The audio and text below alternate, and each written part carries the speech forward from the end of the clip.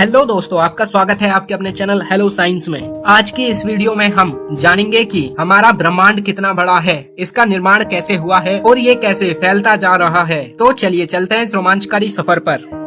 सृष्टि से पहले सत्य भी नहीं था, असत्य भी नहीं, अंतरिक्ष भी नहीं और आकाश भी नहीं था। उस समय कुछ भी नहीं था। टिमटिमाते तारों से भरा ये अंतरिक्ष हम रोज देखते हैं, लेकिन ये आपने कभी सोचा है कि इसकी संरचना कैसे हुई, इसका अंत कहाँ है, इसको किसने बनाया? ये कुछ ऐसे सवाल हैं जिनका जवाब मानव जाति के पास नहीं है, सिवाय कुछ सिद्धांतों के। साइंस की नजर से देखें तो इस ब्रह्मांड की संरचना बिग बैंग से शुरू हुई। इस थ्योरी के अनुसार आज से 12 से 14 अरब वर्ष पूर्व ये सारा का सारा ब्रह्मांड एक बिंदु के रूप में था, जिसमें अत्यधिक मात्रा में ऊर्जा भरी हुई थी। किसी कारण से इस बिंदु में महाविस्फोट हुआ और इस महाविस्फोट से इलेक्ट्रॉन, प्रोटॉन और न्यूट्रॉन का निर्माण हुआ और उस विस्फोट में से बहुत सारी एनर्जी पूरे ब्रह्मांड में फैल गई। अलग अलग प्रकार की एनर्जी पूरे ब्रह्मांड में घूमती रही और जैसे जैसे समय बीतता गया और ब्रह्मांड ठंडा होता गया, हाइड्रोजन, हीलियम, धूल, गैस के बादलों का निर्माण हुआ। इस विस्फोट में इतनी ऊर्जा थी कि वो आज तक फैलती ही जा रही है। ये तो थी हमारे यूनिवर्स की छोटी सी यात्रा। अब देखते हैं कि हमारा यूनिवर्स कितना बड़ा है। हमारा यूनिवर्स इतना बड़ा है कि अगर दो तारों के बीच की दूरी को नापना हो तो हम प्रकाश वर्ष का इस्तेमाल करते हैं। एक प्रकाश वर्ष मतलब सूर्य किरण एक साल में जितनी दूरी तय करेगी उसे हम एक प्रकाश वर्ष बोलेंगे।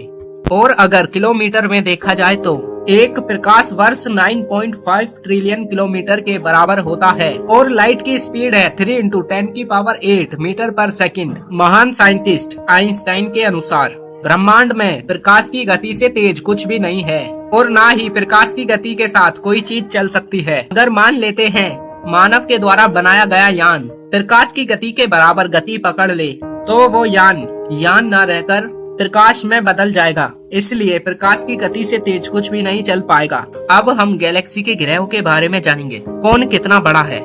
चलो देखते हैं।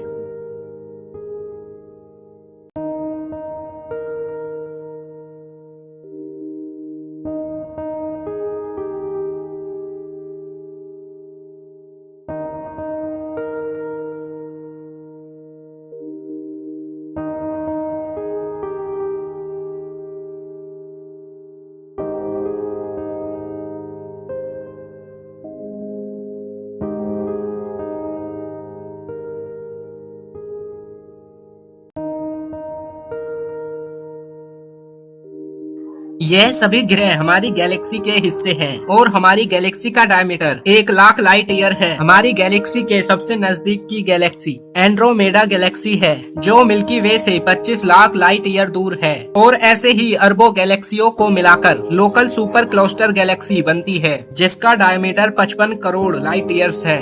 और ऐसी सुपर गैलेक्सियों के जाल से मिलने से बनता है द कॉस्मिक वेव हमारे ऑब्जर्वेशन के अंदर आता है। हमारा ब्रह्मांड अभी भी लगातार फैलता ही जा रहा है और वैज्ञानिक ये मानते हैं कि इसके फैलने की गति इतनी तेज है कि आप अंदाजा भी नहीं लगा सकते हैं। क्या हम इतने विशाल ब्रह्मांड की सैर कर पाएंगे? आपको क्या लगता है, हमें कमेंट में जरूर बताइए। दोस्तों, ये तो आप जानते ही होंगे, जिस गैलेक्सी में हमारी पृथ्वी और सोलर सिस्टम मौजूद है उसका नाम मिल्की वे है। पर इस ब्रह्मांड में हमारी मिल्की वे ही अकेली गैलेक्सी नहीं है। इस ब्रह्मांड के एवोल्यूशन और कंपोजिशन को ढंग से समझने के लिए एस्ट्रोनॉमर्स ने पता लगाने की कोशिश की इस ब्रह्मांड में कितनी गैलेक्सी मौजूद हैं। अंत में वो जिस नतीजे पर पहुंचे वो बहुत चौंकाने वाला था। इस समय के हमारे ऑब्जर्वेशन डाटा के आधार पर इस ब्रह्मांड में कितनी गैलेक्सी मौजूद हैं। अंधेरी रात में जब हम आसमान को देखते हैं तो इसमें हमें जितने भी तारे दिखाई देते हैं सब के सब हमारी मिल्की वे गैलेक्सी में मौजूद होते हैं। इसी कारण काफी लंबे समय तक हमें ये ही लगता था कि इस पूरे ब्रह्मांड में केवल एक ही गैलेक्सी है और वो मिल्की वे ही है। इस सोच में बदलाव आया साल 1924 में, जब एडविन हबल ने कई सारे स्पाइरल नेबुला में वेरिएबल स्टार आइडेंटिफाई किए। इस स्टार की मदद से उन्होंने उन सब स्पाइरल नेबुला का डिस्टेंस कैलकुलेट किया।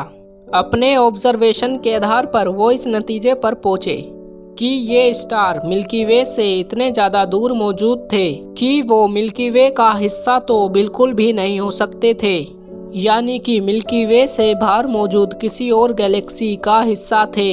उस समय ये एस्ट्रोनॉमर्स ये पता लगाने की कोशिश कर रहे थे कि इस ब्रह्मांड में आखिर कितनी गैलेक्सी मौजूद हैं। इसका पहला रिलायबल एस्टीमेट हमें सन 1995 में मिला, जब हमने हबल टेलीस्कोप को बहुत ही छोटे रीजन्स पे लगातार 10 दिन तक फोकस किया, तो ये फोकस एरिया पूरे अंतरिक्ष का मात्र 24 अरबवां भाग था। पर इसमें भी हमें 3000 नई गैलेक्सी का पता चला। इस फोटोग्राफ को हबल डीप फील्ड नाम दिया गया।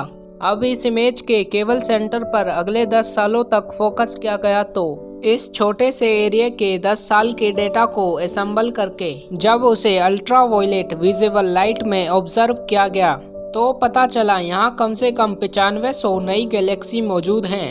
अंतरिक्ष के एक छोटे से भाग में जब इतनी सारी गैलेक्सी मौजूद हो सकती हैं, तो आप अंदाजा लगा सकते हैं कि हमारे पूरे ब्रह्मांड में कितनी गैलेक्सी मौजूद होंगी। साल 2016 में एस्ट्रोनॉमर्स ने एस्टिमेट किया था कि हमारे ब्रह्मांड में कम से कम 2 ट्रिलियन गैलेक्सीज मौजूद होंगी, और नासा के न्यू स्पेस प्रूफ के साथ साल 2021 के डाटा के अनुसार अब हमारे पास नया एस्टीमेट है। दरअसल इस समय के डाटा के अनुसार हमारे ब्रह्मांड में लगभग 200 बिलियन गैलेक्सीज मौजूद होनी चाहिए।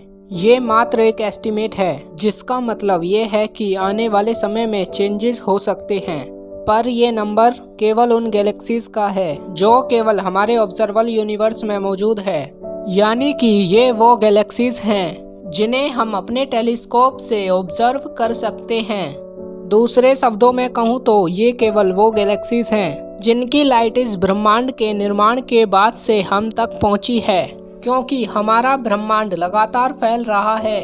इसमें कई सारे ऐसे ऑब्जेक्ट भी मौजूद हैं जिनकी लाइट ब्रह्मांड के निर्माण से आज तक ना तो हम तक पहुंच सकी और ना कभी पहुंच सकेगी। ऐसे ऑब्जेक्ट हमारे ऑब्जर्वेबल यूनिवर्स की रेंज से बाहर मौजूद हैं, इसलिए इन्हें ना तो हम कभी देख पाएंगे और ना ही कभी इनके बारे में जान पाएंगे। ये ही कारण है कि हम ये जानते हैं कि ऑब्जर्वेबल यूनिवर्स के आगे भी ब्रह्मांड मौजूद है, पर ये कहाँ तक फैला हुआ है ये ना तो हम जानते हैं और ना ही कभी जान पाएंगे। पर एस्ट्रोनॉमर्स ने अलग अलग टेलीस्कोप के डाटा के आधार पर ये पता लगाया है कि ये एस्टीमेट ऑब्जर्वेबल यूनिवर्स में असल में मौजूद गैलेक्सीज के नंबर से 10 गुना कम हो सकते हैं। पर वो ऐसा इसलिए मानते हैं क्योंकि करंट जनरेशन के टेलीस्कोप इस समय ब्रह्मांड में मौजूद 90% गैलेक्सी को ऑब्जर्व करने के लिए कैपेबल नहीं है, क्योंकि ये गैलेक्सीज या तो हमसे काफ़ी ज़्यादा दूर मौजूद हैं या तो इनकी रोशनी काफ़ी ज़्यादा कम है। इस लिमिटेशन के कारण एस्ट्रोनॉमर्स इन गैलेक्सी का अंदाज़ा केवल मैथमेटिक कैलकुलेशन और मॉड्यूल के आधार पर लगाते थे। आज के लिए इतना ही। आशा है कि वीडियो पसंद आई होगी। वीडियो पसंद आई हो तो वीडियो को लाइक कीजिए, क्योंकि आपका एक लाइक हमें वीडियो बनाने के लिए मोटिवेट करता है।